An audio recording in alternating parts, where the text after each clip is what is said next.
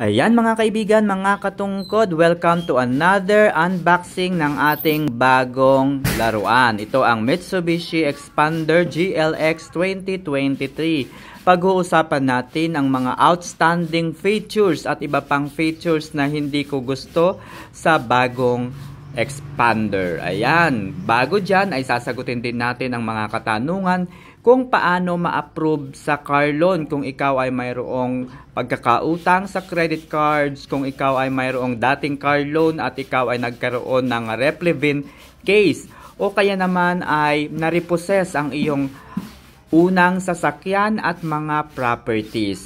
So kapag ikaw ay may record sa mga ganitong sitwasyon, maaaring ang iyong pangalan ay masira, ang records mo ay masira, maging ang iyong credit score ay sobrang bababa. Okay, kapag mababa ang credit score, hindi ka na maaaring mangutang kahit saang bangko, kahit saang developer o kahit saang dealer.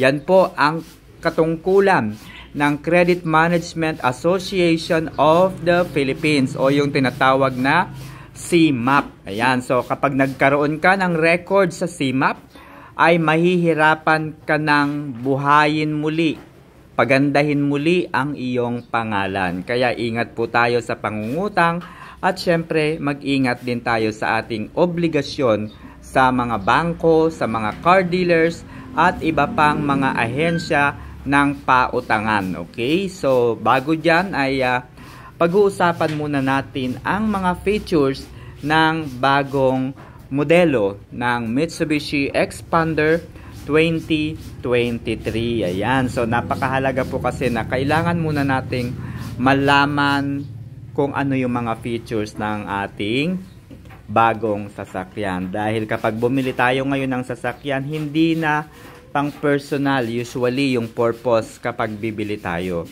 Dapat ang paggagamitan ng ating bagong sasakyan ay una, dapat gawin natin ito na, kumbaga, katuwang sa ating pagnenegosyo. Okay? So, gagamitin man natin ito for personal, ay extra solution na lamang sa ating pang-araw-araw na pamumuhay. Okay? So, kung halimbawa, naisipan nating magbakasyon o kaya pumasyal man lang, so, syempre, gagamitin natin ang ating sasakyan. Pero, for the purposes na tayo ay makaluwag-luwag sa buhay, paano natin makukuha ang halaga ng pera na ipambabayad natin sa monthly amortization nito?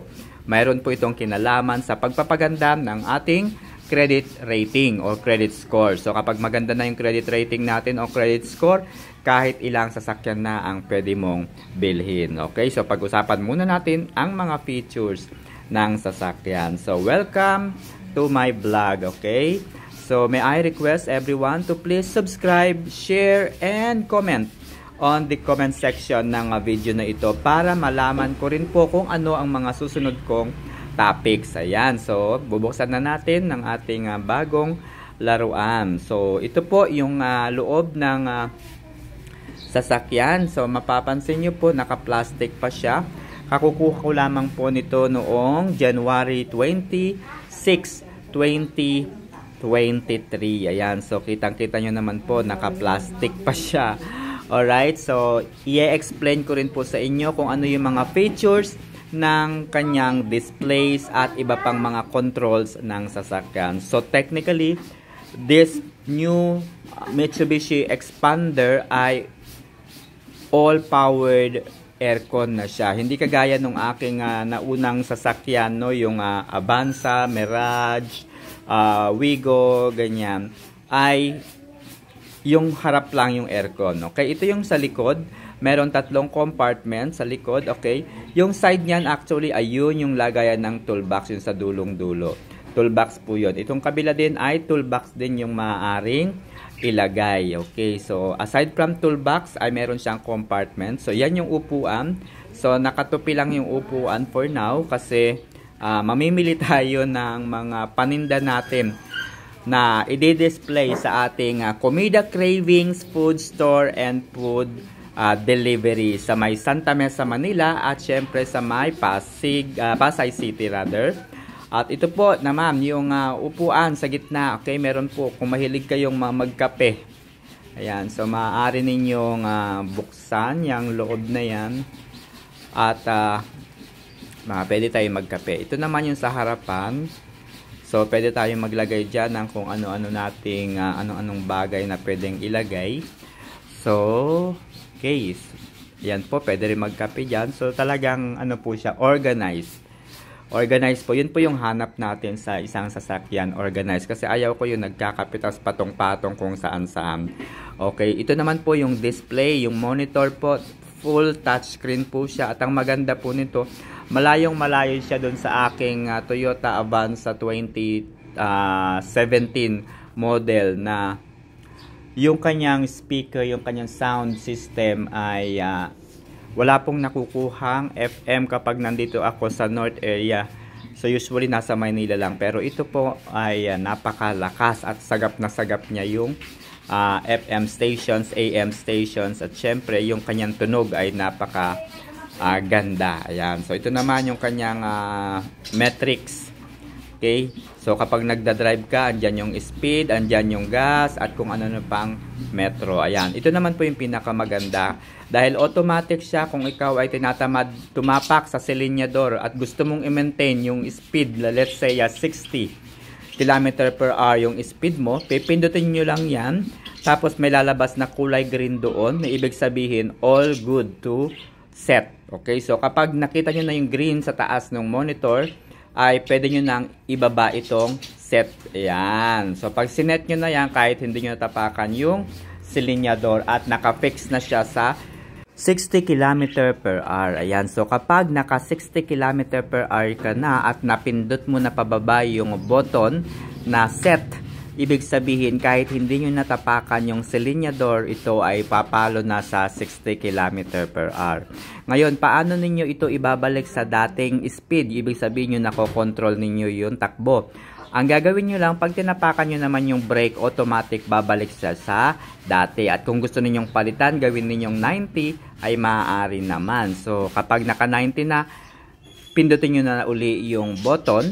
At kapag nag-green na doon sa monitor, sa metrics niya, i-set uli ninyo yung baba. Okay, so kapag nakaset na, tatama uli siya. Lagi na lang siyang 90 km per hour. Okay, so ito naman yung control niya sa kanyang music, audio, and so on so forth. So this is connected to Bluetooth. So kung ikaw ay mayroong kumbaga Bluetooth ka, nakakonect yung Bluetooth mo. So pwede ka ritong sumagot ng tawag, pwede ka rin namang makipag-usap diretso. Pwede nyo rin i-control dito yung speed ng sound na nakakonect sa mobile phone. Ayan. So halimbawa kung ang nakakonect sa mobile phone ay nasa dulo, nasa likod yung kanyang cellphone.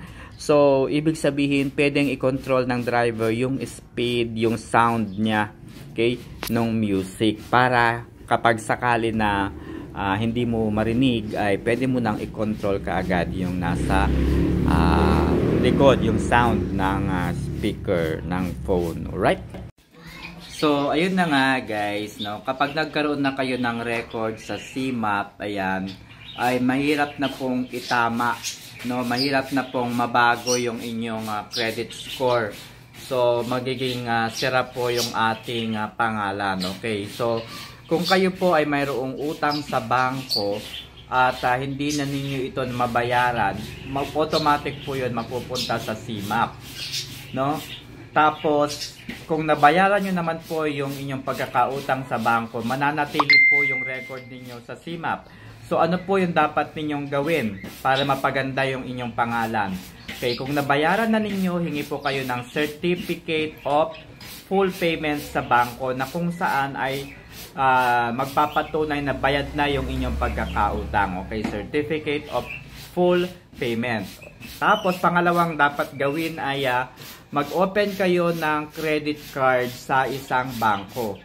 Okay, yung credit cards na yun ay hindi siya 100% credit card. So, para magde-deposit kayo ng pera na savings din ninyo kaagad yung laman ng credit card. So, ibig sabihin, pera po ninyo yung nasa credit card. So, hindi ninyo magagamit yung credit card na yun kapag walang laman. Okay? So, parang savings siya pero under siya ng category ng credit card. So, maaari ninyong pondohan yun.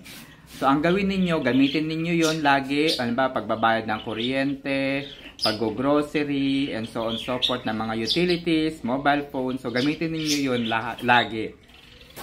Tapos, after a week or bago yung due date niya, bayaran ninyo kaagad. Para unti-unti mapaganda ninyong muli yung inyong record. So, yun po. So, kung meron naman kayong utang sa bangko at sobrang laki ng inyong pagkakautang, ay makipag-ugnayan kayo directly sa kanila. Iwasang i-ignore ang mga collection agencies. So, na-discuss ko na po sa aking previous video, ano nga ba yung role ng collection agencies. Okay, so hindi ko na po i-discuss dito ang role ng collection agencies. So, makipag-ugnayan po kayo directly mismo sa bangko. Dahil ang bangko po ang higit na makauunawa sa ating kalagayan. Hindi po ang collection agencies. Mapapaaway lamang po kayo. So, para maiwasan po ninyo yun, ay makipag-ugnayan na lang kayo sa bangko. At kayo na yung bahala mag-usap kung paano ninyo masesettle yung inyong obligasyon. Okay, so kung kayo naman ay rehistrado sa business sa DTI, na-discuss ko na rin po kaagad sa ibang video kung ano yung mga sanctions and so on so forth na maaari ninyong kaharapin kung DTI registered ang business ninyo.